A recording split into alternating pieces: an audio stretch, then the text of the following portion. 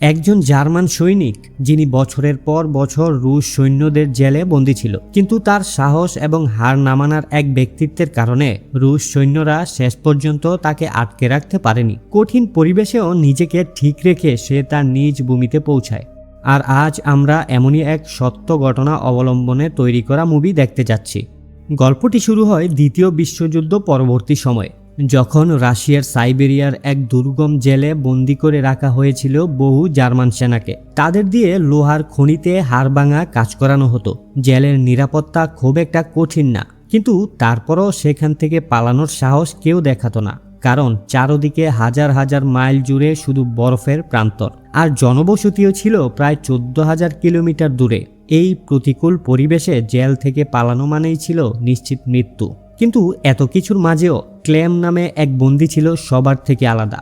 নিজের স্ত্রী ও মেয়ের কাছে ফেরার অদম্য ইচ্ছা তাকে তাড়িয়ে বেড়ায়। 25 বছরের সাজাপ্রাপ্ত ক্লেম একদিন সুযোগ বুঝে কয়লাবাহী এক মালগাড়িতে চড়ে জেল থেকে পালিয়ে যায়। মুক্ত আকাশের নিচে তারা দেখে সে খুশিতে আত্মহারা হয়ে পড়েছিল, কিন্তু সেই আনন্দ স্থায়ী হলো না। কিছু দূর যেতেই ট্রেন থামিয়ে একজন রুশ সৈনিক তাকে ধরে ফেলে। শাস্তি হিসেবে তাকে 2 দিন একটি খোলা আকাশের নিচে নির্জন সেলে আটকে রাখা হয়।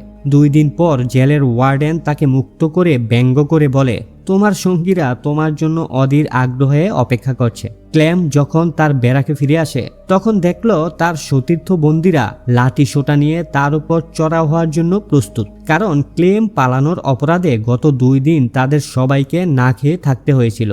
ক্ষুব্ধ বন্দীদের মারপিটে ক্লেম মুমূর্ষু হয়ে পড়ে এবং তাকে জেলের একটি হাসপাতালে ভর্তি করা হয়। সেখানে ক্লেমের সাথে দেখা হয় হাসপাতালের একজন ডাক্তারের সাথে, যিনি নিজেও একজন জার্মান বন্দী ছিলেন। ক্লেমের সাহস দেখে ডাক্তার অবাক হন এবং তাকে সাহায্য করতে রাজি হন। এরপর ডাক্তার ক্লেমকে একটি সত্যের মুখোমুখি করেন। তিনি জানান যে খনিতে তারা কাজ করে সেখানকার বাতাসে সীসার পরিমাণ অনেক বেশি, যা নিঃশ্বাসের সাথে এই সীসা শরীরে ঢুকে ক্যান্সারের মতো মারাত্মক রোগ সৃষ্টি করে। ডাক্তার নিজেই সেই মরণবেদী রোগে আক্রান্ত এবং তার হাতে আর মাত্র 1 মাসের মতো সময় আছে। ডাক্তার তাকে বলেন, এখানে থাকলে তোমার মৃত্যু নিশ্চিত, তাই অন্তত শেষবারের মতো মুক্তির চেষ্টা করো। ডাক্তার তার নিজের সব গরম কাপড়, মজবুত জুতো এবং আত্মরক্ষার জন্য একটি বন্দুক ক্লেমকে দিয়ে দেন। তিনি আরও শিখিয়ে দেন রুশ সৈন্যরা রেল লাইনের পাশে কোথাও খাবার লুকিয়ে রাখে। বিদায় বেলায় ডাক্তার ক্লেমের হাতে একটি লাঞ্চ বক্স তুলে দিয়ে অনুরোধ করেন, যদি তুমি বেঁচে নিজের দেশে ফিরে যেতে পারো, তবে এই বাক্সটি আমার পরিবারের কাছে পৌঁছে দিও এবং তাদের বলে দিও। আর এভাবেই এক অনিশ্চিত কিন্তু আশাবাদী যাত্রার মধ্য দিয়ে ক্লেম আবারও সাইবেরিয়ার সেই বরফ জমা প্রান্তরে পা বাড়ায় মুক্তির সন্ধানে। রাতের নিস্তব্ধতায় ক্লেম আবারও জেল থেকে পালিয়ে গেল, তবে এবার সে মালগাড়িতে চড়ার ঝুঁকি না নিয়ে হেঁটে হেঁটে যাওয়ার কঠিন সিদ্ধান্ত নিল। পরদিন সকালে জেলের ওয়ার্ডেন যখন ক্লেমের পলায়নের খবর জানতে পারল, তখন সে তৎক্ষণাৎ ডাক্তারকে জিজ্ঞাসাবাদ করতে তার ঘরে গেল। কিন্তু ওয়ার্ডেন সেখানে পৌঁছানোর আগেই ডাক্তার নিজের জীবন শেষ করে দিয়েছিলেন। ক্ষুব্ধ ওয়ার্ডেন ক্লেমকে খুঁজে বের করতে একদল সৈন্য পাঠালেও বহুদিন ধরে তল্লাশি চালিয়েও ক্লেমের কোনো হদিস পাওয়া গেল না। সবাই ধরে নিয়েছিল এই হাড় কাঁপানো শীতে ক্লেম নিশ্চিতভাবে মারা গিয়েছে, কিন্তু ওয়ার্ডেন জানত ক্লেম এত সহজে হার মানার পাত্র নয়, তাই সে তল্লাশি অভিযান অব্যাহত রাখার নির্দেশ দিল। অন্যদিকে ক্লেম নিজের সমস্ত শক্তি দিয়ে তুষারঝড় উপেক্ষা করে সামনের দিকে এগিয়ে চলছিল।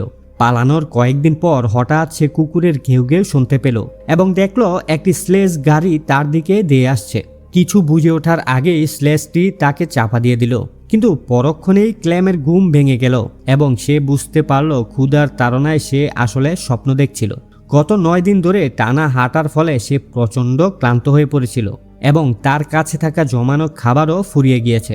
শরীর আর সায় দিচ্ছিল না, তবুও পরিবারের কাছে ফেরার তীব্র ইচ্ছা তাকে দমতে দিচ্ছিল না। ক্ষুধা ও ক্লান্তিতে একসময় ক্লেম অচেতন হয়ে পড়ে। কয়েক ঘন্টা পর যখন তার জ্ঞান ফিরল, সে আশেপাশে এক অদ্ভুত শব্দ শুনতে পেল।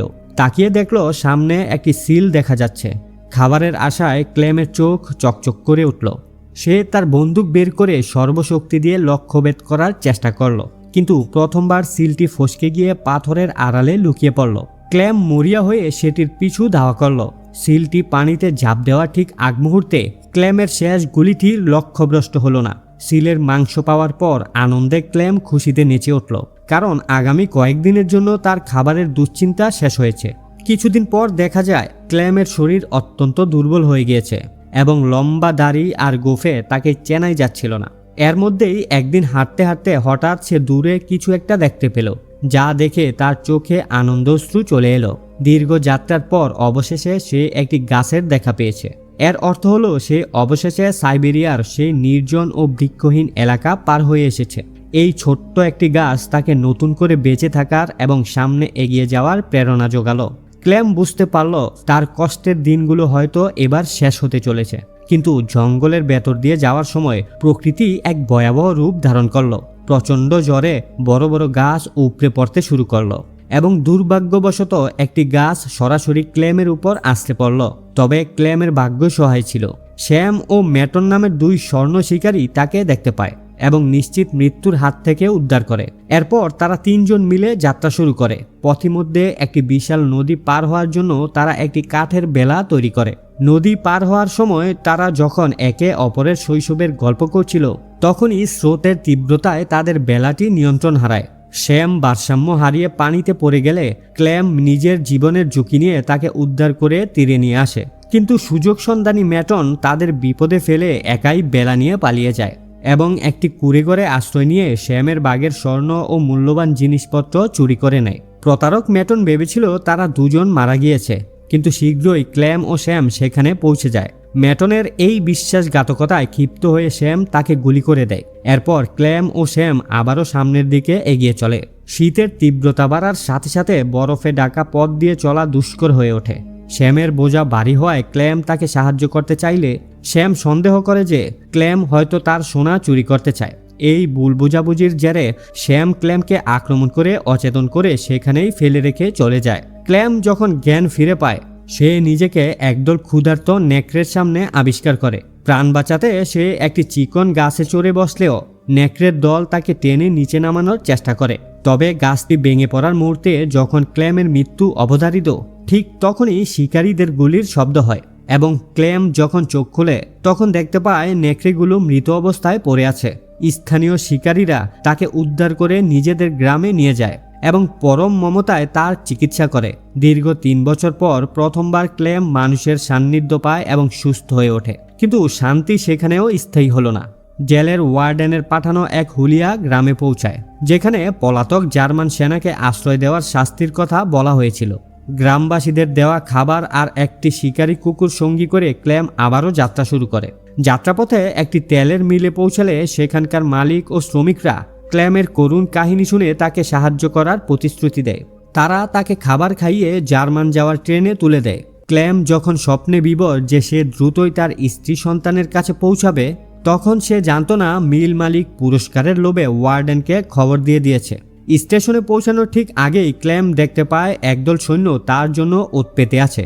জীবনের শেষ সম্বলটুকু দিয়ে সে ট্রেন থেকে লাফিয়ে পালানোর চেষ্টা করে, কিন্তু তার সামনে তখন এক চরম অনিশ্চয়তা দেখা দেয়। ট্রেন থেকে লাফিয়ে পড়ার পর রাশিয়ান সৈন্যরা ক্ল্যামকে দেখে ফেলে এবং তার পিছু নেয়। রেল লাইন পার হওয়ার সময় হঠাৎ দীর্ঘদিনের শত্রু ওয়ার্ডেন তার পথ আগলে দাঁড়ায়। ক্ল্যাম যখন ভাবছিল তার দীর্ঘ 7 বছরের সব পরিশ্রম বিফলে গেল, ঠিক তখনই তার বিশ্বস্ত শিকারী কুকুরটি ওয়ার্ডেনের উপর ঝাঁপিয়ে পড়ে। এই সুযোগে ক্ল্যাম মরণপণ দৌড় শুরু করে। পেছন থেকে গুলির শব্দে সে বুঝতে পারে তার প্রিয় সঙ্গীটি আর বেঁচে নেই, কিন্তু তার জন্য শোক করার সময় তখন ছিল না এবং একটি ব্রিজের ওপর থেকে নিচে চলন্ত ট্রেনের উপর ঝাঁপ দিয়ে সে আবারও ওয়ার্ডেনের হাত থেকে অলৌকিকভাবে বেঁচে যায়। এভাবেই দিন পেরিয়ে বছর গড়ে 1952 সাল নাগাদ ক্ল্যামের পলায়ন জীবনের 7 বছর পূর্ণ হয়। সে তখন সেন্ট্রাল এশিয়ার একটি মেলায় ঘুরছিল। ক্ষুধার্ত ক্ল্যামের পকেটে কোনো টাকা ছিল না, তাই প্যানকেক বিক্রির দোকানে লুলুপ দৃষ্টিতে তাকিয়ে থাকলেও সে কিছু কিনতে পারছিল না। তার করুণ দশা দেখে এক দয়ালু মেয়ে এক টুকরো প্যানকেক খেতে দেয়। মেলায় থাকা একজন প্রবীণ ব্যক্তি এই পুরো দৃশ্যটি লক্ষ্য করছিল। ক্ল্যাম যখন মেলা শেষে একটি গির্জায় আশ্রয় নেয়, সেই ব্যক্তিটি সেখানেই উপস্থিত হয়। জানা যায় তিনিও একজন যুদ্ধবন্দী ছিলেন, তাই ক্ল্যামের প্রতি তার সহানুভূতি জাগে। তিনি ক্ল্যামকে নিজের বাড়িতে নিয়ে আশ্রয় দেন এবং তার চেহারা বদলে দিতে সাহায্য করেন। সবশেষে তিনি ক্ল্যামকে একটি জাল পাসপোর্ট তৈরি করে দেন, যাতে সে সীমান্ত পার হয়ে নিজ দেশ জার্মানিতে ফিরতে পারে। নতুন পাসপোর্ট আর বুক ভরা আশা নিয়ে ক্লেম রাশিয়া ও জার্মানির সীমানার দিকে রওনা দেয়।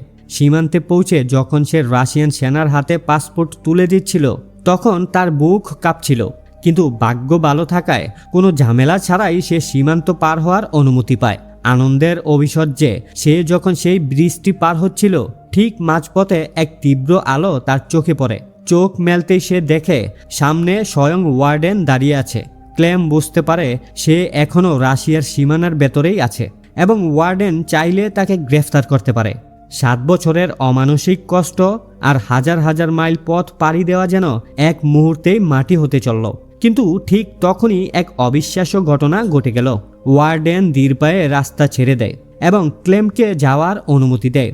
আসলে দীর্ঘ 7 বছর ধরে ক্লেমের এই হার না মানার লড়াই, অদম্য সাহস আর বেঁচে থাকার প্রবল ইচ্ছা ওয়ার্ডেনকে গভীরভাবে প্রভাবিত করেছিল। একজন শত্রুর প্রতি শ্রদ্ধাবোধ থেকেই তিনি তাকে মুক্তি দেন। অবশেষে ক্লেম সীমান্ত পার হয়ে নিজের প্রিয় মাতৃভূমি জার্মানিতে পা রাখেন এবং সোজা নিজের বাড়িতে পৌঁছে সে দেখে তার স্ত্রী ও মেয়ে গির্জার দিকে যাচ্ছে। সে তাদের অনুসরণ করে গির্জার ভেতরে প্রবেশ করে। তবে বহু বছর পর হলেও মেয়ে তার বাবাকে চিনতে ভুল করেননি। বাবার বুকে ঝাঁপিয়ে পড়ে সে কান্নায় ভেঙে পড়ে। দীর্ঘ প্রতীক্ষার পর স্বামীকে জীবিত ফিরে পেয়ে স্ত্রীর আনন্দের কোনো সীমা ছিল না। একে অপরকে জড়িয়ে ধরে তাদের এই দীর্ঘ বিচ্ছেদ ও যন্ত্রণার অবসান ঘটে।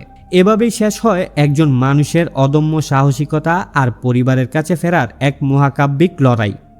আশা করি আজকের এই অসাধারণ সত্য ঘটনা অবলম্বনে তৈরি কাহিনীটি আপনাদের ভালো লেগেছে। ভিডিওটি ভালো লাগলে লাইক দিন, বন্ধুদের সাথে শেয়ার করুন এবং আমাদের চ্যানেলটি সাবস্ক্রাইব করে কমেন্টে আপনার মূল্যবান মতামত জানান। দেখা হবে পরবর্তী কোনো ভিডিওতে। ততক্ষণ পর্যন্ত ভালো থাকুন, সাবধানে থাকুন।